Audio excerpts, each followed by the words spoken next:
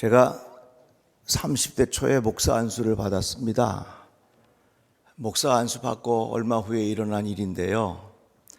어떤 성도님이 소천하셔서 장례식을 치르게 되었습니다. 지금은 다 장례식장에 가지만 그때만 해도 집에서 장례를 진행하는 경우가 많이 있었어요. 이제 입관 예배를 드리려고 그 병풍 앞에 제가 까만 양복을 입고 성경 찬송가를 딱 앞에 두고 이렇게 기도하면서 준비하고 있는데 그 유가족의 친척되는 분들이 한참 주위를 돌아보더니 야, 예배 시간 다 됐는데 니네 교회 목사 왜 안 오냐 그러는 거예요. 야, 제가 거기 앉아 있는데 제가 지금도 동안이지요. 근데 그때는 얼마나 더 동안이었겠어요. 그러니까 제가 목사처럼 안 보였는가 보죠. 그래서 제가 그때 여기 머리가 조금 여기만 하얘졌으면 좋겠다 그렇게 생각했는데 진짜 여기만 하얘졌어요. 머리가요. 나를 몰라준다는 것, 그 참기 어렵습니다. 나를 알아준다는 것, 그거 기분 좋은 일입니다. 무시당한다는 것, 견디기 힘듭니다. 인정받는다는 것, 정말로 어깨가 으쓱해지는 일입니다. 사람들에게는 인정욕구라는 게 있어요. 무시당하지 않고 사람들에게 인정받고 싶어하는 마음입니다. 사람들이 점점 연세가 들어가면서 늙어갈 때에 갖는 마음의 불편함이 있습니다. 내가 이렇게 점점 희미하게 사라져가는 건 아닌가. 그 말은 자기 자신의 존재감이 점점 흐려지지 않는 것인가, 이런 것에 대한 두려움입니다. 왜 사람들이 성공하려고 합니까? 인정받고 싶어서 그런 것입니다. 힘 있는 사람이 되고 싶은 이유가 무엇입니까? 사람들에게 무시당하지 않고 자신의 존재감을 드러내고 싶은 마음 때문에 그런 것입니다. 그래서 우리들은 이 세상에 살아가면서 나라고 하는 존재를 사람들에게 과시하고 보여주고 싶은 마음이 큰 것이지요. 그런데 우리들의 생각과 조금 다른 사람이 있었습니다. 그의 이름은 바로 다윗입니다. 골리앗이 이렇게 말하지요. 자, 우리 한꺼번에 싸우지 말고 한 사람만 나와서 1대1로 붙자. 너희들 중에 나와서 나를 쳐서 죽이면 우리가 너희의 종이 되는 거고, 내가 그를 쳐서 죽이면 너희가 우리의 종이 되어서 섬겨야 된다. 이렇게 제안하는데 어느 누구도 골리앗과 싸우러 나가는 사람이 없는 겁니다. 왜냐하면 키가 2m가 넘어요. 온 몸은 완전 무장한 상태였습니다. 그래서 사울 왕이 이렇게 제안하지요. 골리앗과 싸워서 이기고 오는 사람에게 나의 사위가 되어주겠다. 그 얼마나 큰 제안입니까? 그리고 그 집안의 모든 세금을 다 면제해 주겠다. 이렇게 말을 해도 거기에 응하는 사람이 아무도 없습니다. 그러다가 이런 상황을 알게 된 다윗이 골리앗에 대한 소식을 듣고 이렇게 말합니다. 저 할례받지 않은 블레셋 녀석이 무엇이기에 살아계신 하나님을 섬기는 군인들을 이렇게 모욕하는가? 내가 가서 싸우겠습니다. 오늘 내가 너를 쳐서 온 세상이 이스라엘의 하나님인 것을 알게 하겠다. 다윗이 골리앗과 싸우러 나갈 때에 한 가지 중요한 이유가 있었습니다. 그것은 바로 내가 이 과정을 통해서 하나님이 살아계신 것을 알게 하겠다. 이런 마음이 있었어요. 내가 지금 하나님의 이름을 모욕하고 있는데 내가 오늘 너와 싸워서 살아계신 하나님을 이 세상 사람들에게 알게 하겠다 하는 그런 마음이 있었던 것입니다. 여기에 다윗의 위대한 점이 있어요.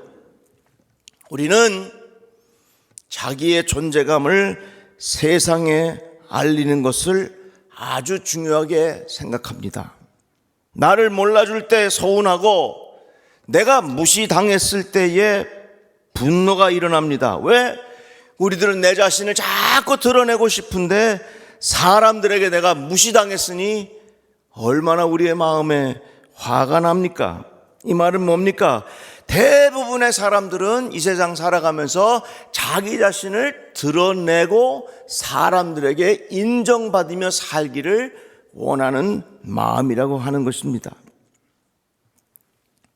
그런데 이런 마음에 사로잡혀 살게 되면 자꾸 자랑하게 되고요, 내 자신을 높이게 되고요, 나의 공로를 사람들에게 드러내고 싶어 합니다. 그러나 이 다윗은 거기에 마음을 두지 않았습니다. 내가 골리앗을 물리쳐서 사람들에게 나의 존재감을 드러내 보이겠다, 이런 마음으로 나간 것이 아닙니다. 내가 나가서 너를 물리쳐서 하나님이 살아 계신 것을 사람들이 알게 하겠다, 이런 마음을 가지고 다윗이 나간 것입니다. 우리들이 이 세상을 살아가는 동안 어떻게 하면 내 자신을 사람들에게 보여줄 수 있을까? 어떻게 하면 나의 명예를 사람들에게 높일 수 있을까? 이런 마음을 갖고 살면 자꾸 자랑하고 싶어 하고, 자꾸 사람이 위선적이 되고, 자꾸 그러다 보면 내가 교만해지기 쉬워요. 그런데 다윗은 무슨 마음을 가지고 살았느냐면, 내가 이 과정을 통해서 하나님 살아계신 것을 사람들이 알게 하겠다. 이게 다르잖아요. 가끔, 아주 가끔 성도들 중에 자기가 앞장서서 자기 자신의 존재감이 드러날 때는 열심히 합니다. 그런데 내가 열심히 해도 나의 존재감이 사람들에게 부각되지 아니하면 전혀 돕지 않습니다. 이것은 우리가 다시 한번 생각해 봐야 합니다. 나를 드러내려고 충성하는 것은 하나님의 그 마음의 의도를 아십니다. 마치 무대 위에 올라가서 조명을 받아야만 충성하려는 마음의 태도는 하나님이 기뻐하지 않습니다. 자신의 존재감을 사람들에게 확인시켜주고 사람들에게 보여주려는 마음의 태도를 가지고 살아가는 것을 하나님 기뻐하지 않습니다. 그러나 다윗은 하나님 살아계신 것을 알게 하겠다, 이런 마음의 동기를 가지고 골리앗 앞에 서게 된 것입니다. 우리가 선행을 베풉니다. 가난한 사람들에게 먹을 것을 나누어 줍니다. 와, 저 사람 착한 사람이야, 야, 저 사람 의로운 사람이야, 이런 칭찬을 들으려고 하면 그것은 그것을 통해서 나 자신을 드러내려고 하는 마음의 의도가 있는 것이지요. 그러나 내가 이 선행을 베풀므로 인해서 하나님이 살아 계신 것을 알게 하겠다, 이런 마음의 태도를 가지고 살면 달라지는 겁니다. 내가 착하게 살고, 내가 선하게 살고, 내가 겸손하게 살고, 내가 섬기면서 살아. 이런 과정을 통해서 내가 하나님 살아계신 것을 내가 보여주겠다. 나로 인하여 당신의 예수의 맛을 볼 수 있도록 내가 그렇게 한번 살아보겠다. 그런 마음의 자세가 우리에게 필요하다고 하는 것입니다. 부름받아 나선 이 몸이 찬양, 참 좋은 찬양인데 3절을 다 같이 한번 불러봅시다. 전기 영광 모든 권세 주님 홀로 받으소서. 멸시천대 십자가는 죄가 지고 가오리라. 이름 없이 빛도 없이 감사하리.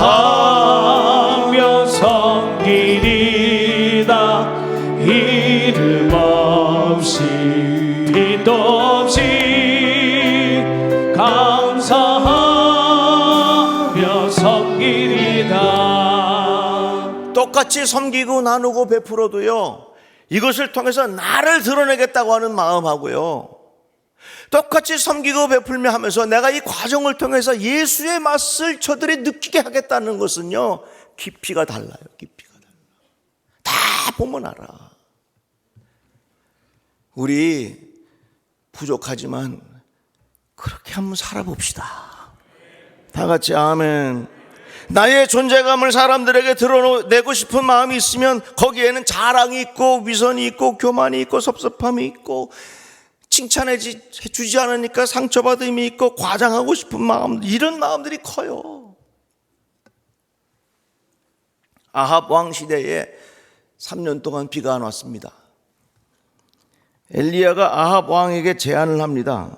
바알 예언자 450명과 아세라 예언자 400명을 함께 불러서 갈멜산에 모이게 해 주십시오. 그리고 바알 예언자들에게 이렇게 말합니다. 소 한 마리를 선택해서 각을 떠서 나무 단 위에 그것을 올려놓고 불은 지피지 마십시오. 나도 소 한 마리를 잡아서 나무 단 위에 각을 떠서 올려놓을 터니 각자 당신의 신을 부르십시오. 당신들은 바알 신을 부르고 나는 여호와 하나님의 이름을 부를 테니 불을 보내셔서 응답하시는 분이 살아계신 하나님인 것을 우리가 인정합시다. 좋다. 그래가지고 이제 400명이 넘는 바알 예언자들이 아침부터 한낮이 될 때까지 소 각을 떠가지고서 바알 신을 부르는 거예요. 응답해 주십시오. 응답해 주십시오. 아무런 소식이 없으니까 그 주위를 뱅글뱅글 돌면서 응답해 주십시오. 그래도 소식이 없어요. 그러니까 칼과 창으로 자기 몸을 자해하면서 응답해 주십시오. 아무 소식이 없어요. 그러자 엘리야 차례가 됐습니다. 엘리야가 하나님 앞에 기도할 때에 뭐라고 기도해야 될 것 같습니까? 하나님 여기에 불을 내려주셔서 하나님 불을 내려주십시오. 이렇게 기도해야 될 거 아니에요. 제가 그 기도문을 읽어드릴 테니까 들어보세요.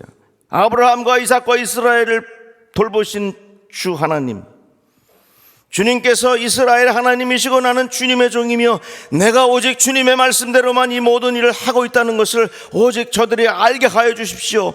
이 백성으로 하여금 주님이 주 하나님이시며 그들의 마음을 돌이키게 하시는 주님이심을 알게 하여 주십시오. 이 엘리야가 기도했던 기도의 핵심이 뭐냐면 이 과정에 하나님 살아계신 것을 저들이 알게 해 주십시오. 그 기도를 드렸다고 하는 거예요.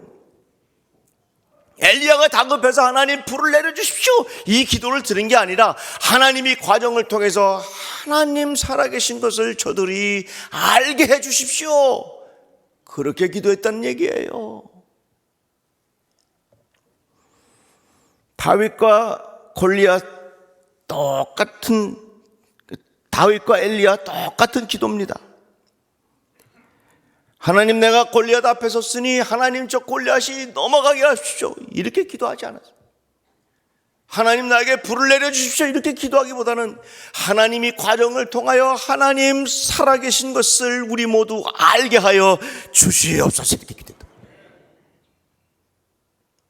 여러분, 병들어서 고생하는 성도들이 있어요.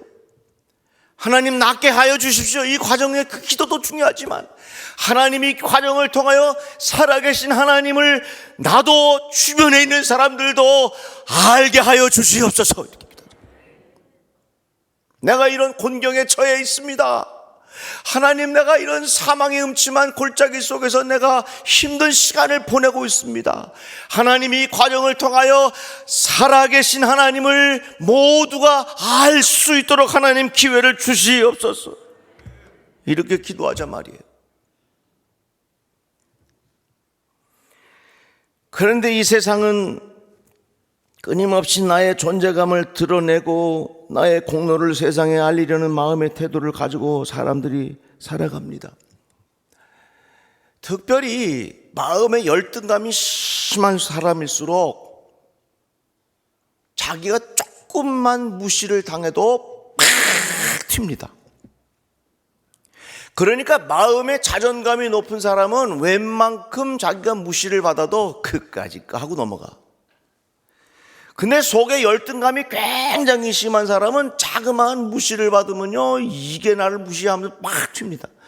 그러니까 여러분 잘 생각해 보세요. 내가 자그마한 무시를 받아서 내가 팍 튀는 사람은 내 깊이 열등감이 있다는 것을 내가 알아야 돼요. 그러나 자기 자존감이 깊은 사람은 에휴, 난 그런데 왜 그래? 이렇게 나온다고요. 우리가 사는 이 시대를 풍요, 불화 사회라 이렇게 말합니다. 풍요롭게 되기는 했지만 점점 사이에 불화가 많아졌다는 이야기예요. 풍요로웠지만 갈등이 많아지고 불화가 많아진 이유는 뭐냐? 사람들이 조금이라도 무시당하고 싶지 않다는 것입니다. 존중받는 태도를 사람들이 다 원하는 것입니다. 여러분, 우리 주위를 보세요. 얼마나 많은 이 불안의 요소들이 있어요. 거기 뭐냐면 다 그룹마다 자기들이 조금이라도 손해보고 조금이라도 무시당할 것 같으면 다 튀는 거예요. 그래서 우리 사회는 점점 자기가 무시당하는 것을 참지 못하는 이런 마음이 커지니까 풍요로워졌지만 우리 사회는 점점 불화가 커졌어요. 이것이 세상이 돌아가는 방법이에요. 그래서 내가 했다라고 하는 것을 자랑하는 사람들이 굉장히 많습니다. 가끔 보면 이 지역에 무슨 공사를 해서 새로 뭘 열었다. 예를 들자면 동해 사무실을 새로 오픈했다. 그러면 온갖 정치인들이 다 몰려갖고 내가 했다고 다 그래요. 다 숟가락 얹으려고 그러는 사람들이 얼마나 많은지 몰라. 다 내가 했다. 우린 다 알아. 그때 우리는 어떤 마음을 가지고 살아야 되느냐? 나의 존재감을 드러내려고 그렇게 과도한 신경을 쓰며 살면 이거는 내 안에 열등감이 있다는 표현이요. 내 자신의 존재감을 사람들에게 자꾸 주입시키면서 그렇게 강하게 요구하면 내 인생이 피곤해. 우리는 어떤 삶의 태도를 가져야 하느냐? 나로 하여금 하나님 살아계신 것을 알게 하겠다. 다 같이 아멘. 나의 행동을 통해서 하나님의 살아계심을 알게 하고, 나의 말을 통해서 하나님의 살아계심을 알게 하고, 나의 섬김을 통해서 하나님 살아계심을 알게 하고, 나의 겸손함을 통해서 하나님 살아계신 것을 경험하게 하겠다. 그러니까 여러분들 중에 큰 병으로 고통받고 있는 분들, 하나님 고쳐주세요 이런 기도도 해야 되겠지만, 하나님 내가 지금 이런 힘든 시간을 지나고 있지만 이 과정을 통해서 하나님 살아계신 것을 보여줄 수 있는 기회가 되게 하여 주시옵소서.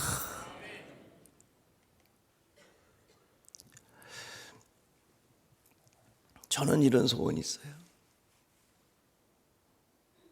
세월이 다 지난 다음에 나는 목사님을 통해서 예수의 맛을 보았습니다. 난 이런 소리 듣고 싶어. 아멘 한 사람도 안 해주네. 우리 모두가 다 그런 마음 가졌으면 좋겠어요. 당신을 통해서 우리들은 예수의 맛을 봤습니다. 이거 얼마나 복 있는 인생이에요. 그래서 저는 그런 마음을 갖고 잘 살고 싶어. 그 예수님이면 어떤 마음을 가지실까? 저 높은 자리 가려고 그러지 말고 마음은 더 작은 자를 생각하고 말이죠.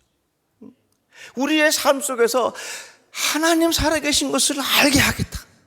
하나님 살아계신 것을 사람들에게 보여주며 살겠다. 이런 마음의 자세가 얼마나 좋으냐 그 말입니다. 이 세상은 자꾸 자기 자신을 드러내고 자기 자신을 확대해서 보여주고 싶은 마음이 이 세상 많이 있는데, 다윗은 그 과정을 통해서 하나님 살아계신 것을 알게 하겠다, 그런 마음 갖고 살았어요. 김익두 목사님 아시죠? 깡패. 김익두 목사님이 가면 사람들이 벌벌 떨어. 아무 데나 가서 막 여러 구로시장 가서 맛있는 것을 그냥 다 갖다 먹어 막 그냥. 그러니까 김익두 목사님이 지나가면 사람들이 벌벌 떨어요. 근데 이 김익두 이 깡패가 예수 믿고 목사님이 됐어요. 부고장을 돌렸습니다. 김익두는 죽었다. 사람들이 이 소식을 듣고 너무너무 기뻐했습니다. 이 김익두라는 사람이 얼마나 못되게 굴었으면 죽었다는 소식을 듣고 다 기뻐해. 어느 날 이 김익두 목사님이 검은 두루마기를 입고 성경 찬송가를 딱 들고 시장에 나타난 겁니다. 주변의 사람들이 야 김익두 같다. 야 진짜 죽었냐? 살았네 죽었네. 그래도 한번 실험해보자 그래갖고 대야에다가 물을 담아갖고 김익두의 목사님한테 막 뿌렸어. 그랬더니 김익두 목사님이 물을 톡톡 털면서 너 옛날 김익두가 죽었다는 사실로 기뻐해라. 내가 살았다면 넌 요졸랐을 것이다 그랬다. 유명한 얘기예요. 김익두라는 사람이 살아서 자기의 존재감을 드러내려고 그랬으면 그 사람은 맞아 죽었어. 그러나 그런 모욕을 받고도 김익두 목사님이 그것을 툭툭 털면서 참아내는 것을 통해서 하나님 살아계신 것을 그들이 알게 됐어요. 세상에는 두 가지 방법이 있어요. 나의 존재감을 계속해서 사람들에게 드러내면서 내 자신을 자꾸 크게 보이려고 하는 사람이 있는가 하면 나의 말과 삶과 행동을 통해서 당신이 하나님 살아계신 것을 나를 통하여 알게 하겠다. 나를 통하여 당신이 예수의 맛을 보았으면 좋겠다 하는 마음을 가지고 사는 사람들이 있어요. 오늘 우리 사회는 자기 자신을 드러내 보이려고 온 세상이 그렇게 난리요. 우리는 예수께서 가르쳐 주신 이 마음을 마음에 명심하시고 우리들의 삶을 통해서 주변의 사람들이 당신을 통해서 나는 예수의 맛을 보았습니다. 이렇게 경험할 수 있는 우리의 삶이 되기를 주의 이름으로 축복합니다. 기도합시다. 하나님 감사합니다. 말씀을 들었습니다. 나로 인하여 하나님 살아계신 것을 사람들이 알게 할 수 있도록 복을 내려 주시옵소서. 예수님의 이름으로 기도드립니다. 아멘.